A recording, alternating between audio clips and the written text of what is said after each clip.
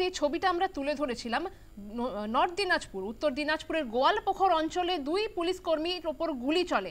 অধরা মূল অভিযুক্ত অধরা সাজ্জাদ আলম, পুলিশের ওপর গুলি চলে, অধরা সাজ্জাদ আলম গুলিবিদ্ধ হন 2 পুলিশ কর্মী। আসামি ছিনতাইয়ের চেষ্টাতেই এই হামলা বলে জানা যাচ্ছে। পরপর গুলি চলে দুষ্কৃতীদের পক্ষ থেকে।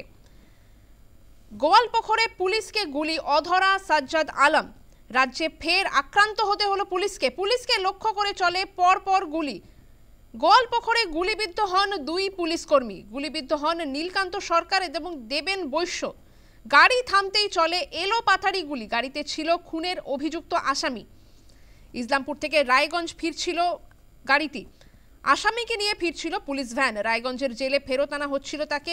গোয়ালপোখরে পাঞ্জিপাড়া এলাকায় চলে হামলা। আর এরপরে রাজ্যের আইন শৃঙ্খলা নিয়ে প্রশ্ন উঠতে শুরু করে।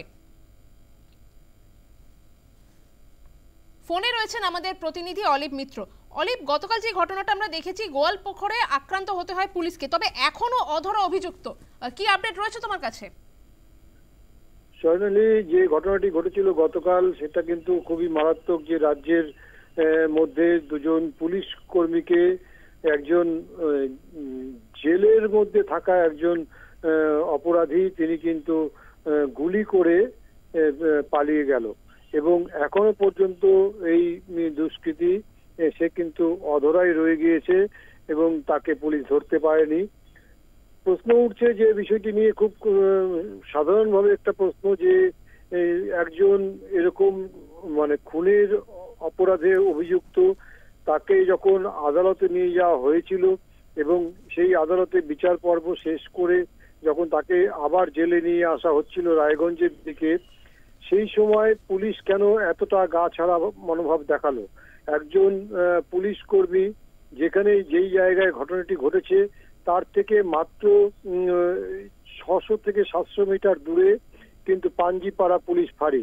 এই পাঞ্জিপাড়া পুলিশ ফাঁড়িতে কিন্তু খুব সহজেই নিয়ে যাওয়া যেত এবং সেখানে নিয়ে গেলে কিন্তু এরকম একটা ঘটনা ঘটার সম্ভাবনা কম থাকতো। এবং এইখানে প্রশ্ন উঠছে যে তবে কি এর সাথে অন্য কোনো বিষয় নিয়ে বা কারোর সাথে যুক্ত রয়েছে?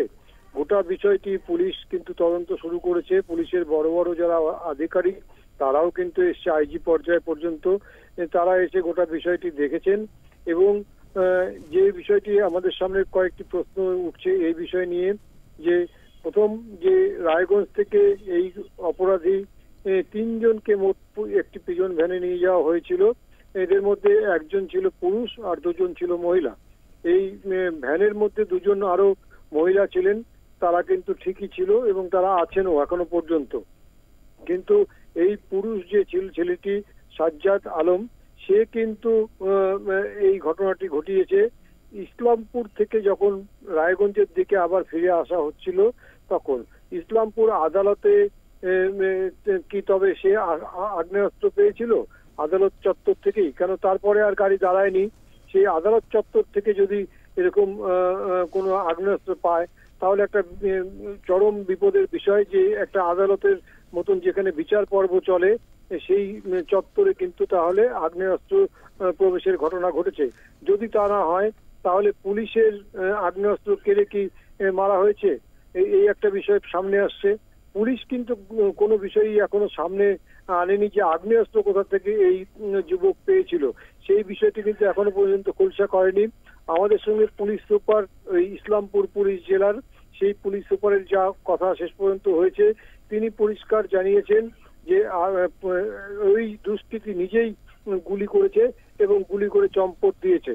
সুতরাং যেহেতু ওই দুষ্কৃতী নিজেই গুলি করেছে তাহলে এই আগ্নেয়াস্ত্র নিয়ে কিন্তু পরিষ্কার প্রশ্ন উঠছেই যে আগ্নেয়াস্ত্র এই দুষ্কৃতী কোথা থেকে পেল।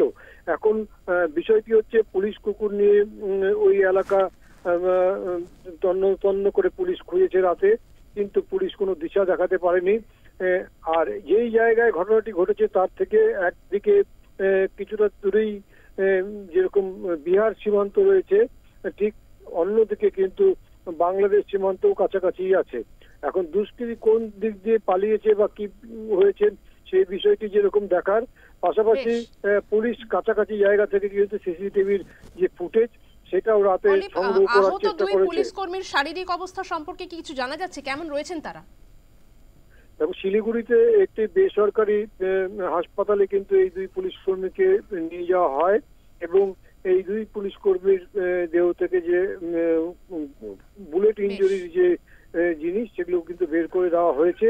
এখন তাদের শারীরিক অবস্থা উন্নতি হয়েছে এবং তারা ভালো দিকে যাচ্ছে বলে হাসপাতাল সূত্রে জানানো হয়েছে। অনেক ধন্যবাদ তোমাকে অলিপ। আমাদের সঙ্গে ফোনে ছিলেন প্রতিনিধি অলিপ মিত্র।